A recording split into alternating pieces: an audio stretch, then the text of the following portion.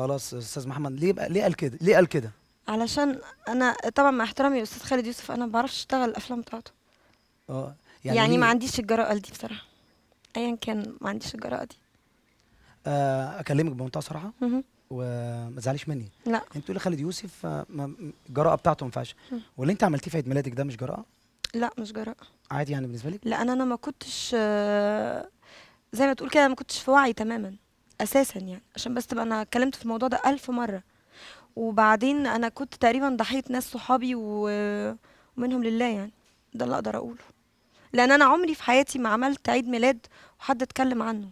انت حضرت لي عيد انا ميلاد قبل حضرتك عيد كده، ميلادك فكان منتهى الجمال طبعا، مفيش حاجه خالص فما طبعا. ينفعش انه انا اصلا يبقى عيد ميلادي كده.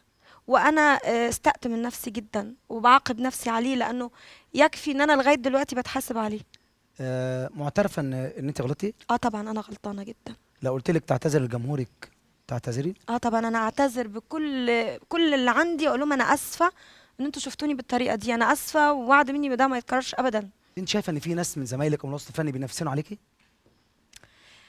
والله احنا عموما في الوسط ساعات بيتقال انه في ناس بتغير من ناس، وفي ناس لا مش بيتقال، انت بتقول بينافسوا على طول.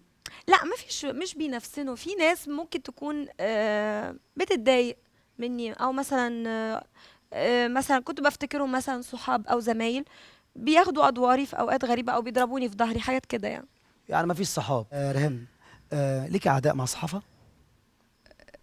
اعداء؟ اه. لا ماليش علاقه بالصحافه، في مشاكل؟ ماليش علاقه خالص بيهم، قطعهم يعني.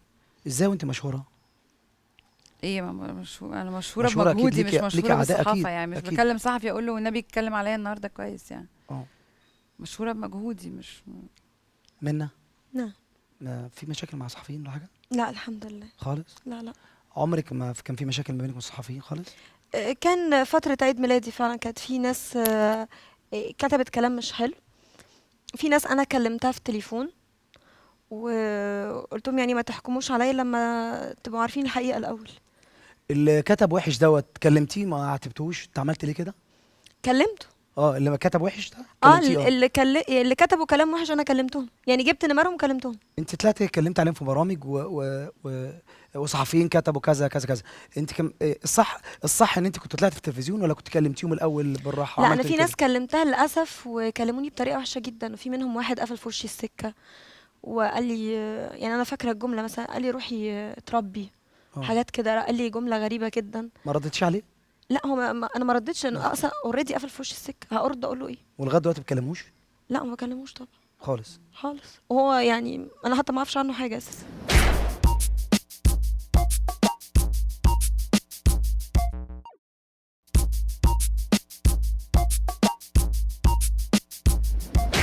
انا قلت هفجر مفاجاه وهي دي المفاجاه. انا قلت ما ينفعش. ريهام سعيد كلمناها وقلنا لها نجيب لك مين ضيفه، طلبت حد معين، وفي الاخر قلنا لها معاكي منى فضالي. فانا بقول لك قدامها ومش بوقع.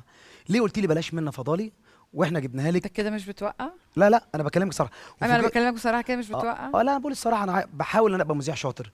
وفوجئ انا والمعد قال لي بقول لك ايه ما تقولهاش وهنجيب منى فضالي. اما جبناها لك انت اتاخرت حوالي نص ساعه، ما رضيتش اقول. ليه ما كنتيش عايزه تطلعي مع منى فضالي؟ انت المفروض تقول الكلام ده في البرنامج. اه بقول في ده البرنامج. عامل حلقه عن ايه؟ لا على الصراحه. عن تهدئه النفوس. على الصراحه. مش وقلت في اول حلقه ما ينفعش. لا مش محترمه عشان السؤال ده الحقيقه. يعني انا قلت ان احنا ما فيش حاجه كومن بينا نتكلم فيها. بالعكس. لا ما فيش حاجه بيني وبينها نتكلم فيها. نتكلم في ايه يعني؟ بالعكس انت جد. لا يعني هي ستايل وانا ستايل، هي في حته وانا في حته. دي احلى حاجه ان هي ستايل وانت ستايل تاني عشان نبين للجمهور. ايوه نتقابل في حلقه واحده يعني. لو سمحت ما نقول إيه؟ تهربيش من السؤال. ايه اللي انا خلاكي؟ ما بهربش والله، بقول لك ايه هو اللي ده اللي انا خلاكي بقوله. مش عايزه تطلعي مع منى فضالي؟ مش عايزه اطلع اقول ايه يعني، اطلع اعمل ايه؟ منى فضالي احمد سوب كلمك قال لك في بطوله فيلم ورهام سعيد معاكي، رهام سعيد تعليكي ولا بناقص منها في الفيلم خالص؟ لا مش فاهمه. احمد سوب كلمك قال له يا منى عامله ايه؟ في بطوله فيلم مش عايز اقول لك ورهام معاكي رهام سعيد، هتقولي له اه يا ريت والنبي دي تعليني، ولا تقول له بقول لك ايه بلاش رهام سعيد؟ لا انا ما اقدرش اقول كده، بس انا ببص للدور قبل ما اشوف لو معاه في مين. ايدك يعني ايه؟ لا مش بايدي، انا عمري ما بتدخل ما في. تهربيش من السؤال. لا ده حقيقي انا عمري ما بتدخل رهام في. سعيد تعلي منى فضالي ولا لا؟ اه ولا لا؟ ريهام تعلي اي حد، مش انا بس. يعني من لا حقيقي والله. بغض النظر يعني ام سوري طبعا. انا بصي انا هقول لك صراحه، انا اتضايقت طبعا انت كنتش عايزه تطلعي معايا، بس انا بغض النظر انت مش عايزه تطلعي معايا، انا بحبك كمذيعه. ويمكن كممثله لا. لا، انا اول ما عرفتها مذيعه. تمام. ممثله بتعجبك في التمثيل؟ لا ريهام ممثله كويسه جدا بجد. عشان كده هتعليكي. ريهام سعيد، منى بتقول لك انت تعليها. منى فضالي تعلي ريهام سعيد في فيلم؟ لا بص، بصراحه مش عايزين نلوع. لا بص، هقول لك بصراحه One والله، way. انت كل حاجه عايز تاكلني One ليه؟ way. طب بصراحه، طب بالراحه. تعليكي او ما تعليكيش. لا يعني هي رد دبلوماسي، لكن انا شايفه ان كل فنان بيعلى بادائه بجد، ما فيش حد بيعلي حد. يعني كل واحد ليه جمهوره. يعني منا ناس بتحبها عشان هي منا، مش عشان مثلت مع رانيا يوسف ولا مثلت مع ليلى علوي ولا مثلت. لا يعني انا ريهام سعيد تعلى بريهام سعيد. سؤال تاني يعني بصيغه تانية. احمد صبحي كلمك يا ريهام انت بطله الفيلم، اجيب لك منى فضالي ولا منى شلبي؟ لا انا ما بختارش زملائي، لكن لا الفيلم بتاعك وما تهربيش. منى فضالي احسن لك، هتريحك معاك فيلم مش هتغير منك، ولا اجيب لك منى شلبي؟ هتختاري منى مين؟ شلبي هتجيب ايرادات للفيلم اكتر. يبقى هتختاري مين؟ مش حاجه شخصيه ليا. تختاري مين برضه؟ وهيسالني انا ليه هو المنتج. انا ست المنتج وعايزك في فيلم وبسالك صراحه، اجيب لك منى فضالي يا حبيبتي اي حد ولا اجيب لك هيقول منى؟ ان اكيد منى شلبي اكيد نجمه اكتر. يعني منى مني شلبي. ومنها ومن ناس كتير. منى شلبي. منى شلبي دلوقتي سوبر ستار. اه ماشي. انتوا الاثنين كان عندكم قضايا ان في ناس انت برضو نفس المشكله، الشبكه بتاعتك وانت نفس الموضوع الشبكه بتاعتك في قواضي. الحقيقه ايه؟ عشان احنا في شهر كريم ونبين للناس عشان نعرف الناس ايه الحقيقه. انا لسه كسبانه القضيه امبارح. كسبتيها؟ الحمد لله. الحمد لله بفضل ربنا. الحمد لله. انت فعلا كنت واخده الشبكه؟ بين الناس انا عايزك انا شبكتي راحت لعادل، اللي باقي كان معايا من الشبكه كان دبله ذهب، اه ورحت وقلت له الكلام ده في تليفونته، وانا بعتها وجبت بيها جزمه. دبله بتساوي عندك جزمه؟ انا بحكي اللي انت بتقولي، قولي الصراحه. بعد كل ده؟ قلت كده. بعد كل ده؟ ده اللي حصل. شبكه بقى، هو واخد الشبكه اوريدي، اه هجيب له شبكه منين؟ وبعدين هي المشكله انه انا ما عنديش خبره ان انا عشان ادي شبكه لواحد هجيب اثبات او اجيب شهود عشان هديله شبكته. الواحد لما بيجي بيبيع من كل حاجه، يعني مبقاش باقي على حد. منى فضالي اتخطفتي، اه حاسه ان الموضوع ده مدبر ولا عادي صدفه؟ خطفوكي كنت ماشي ورا، احكي لنا ايه اللي حصل ولو سمحت ما تكذبيش.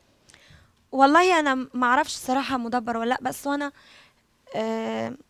ليه بتفكرني في حاجه؟ لا لا لا معلش فكرك، مش العربيه رجعت؟ رجعت من قريب يعني. طيب قولي لي ايه اللي حصل بالظبط وما تكسفيش. وعلى فكره قبل ما تقولي حاجه، انا في نفس الموقف بتاعك وخدوا مني العربيه بتاعتي وانا راجل كمان.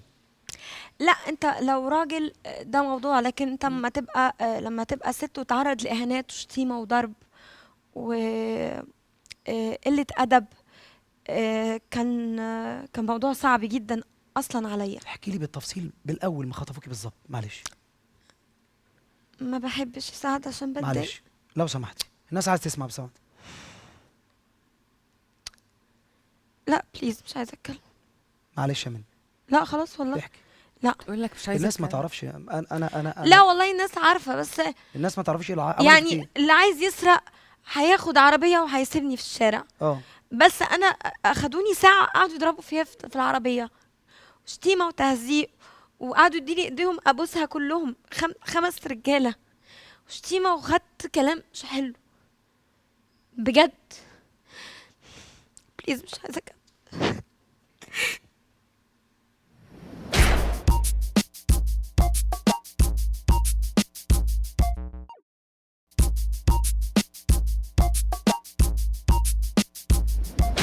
منى فضالي كتبوا على الفيسبوك ان انا معجب بيكي وعايز اتجوزك، سمعتي الاشاعه ديت؟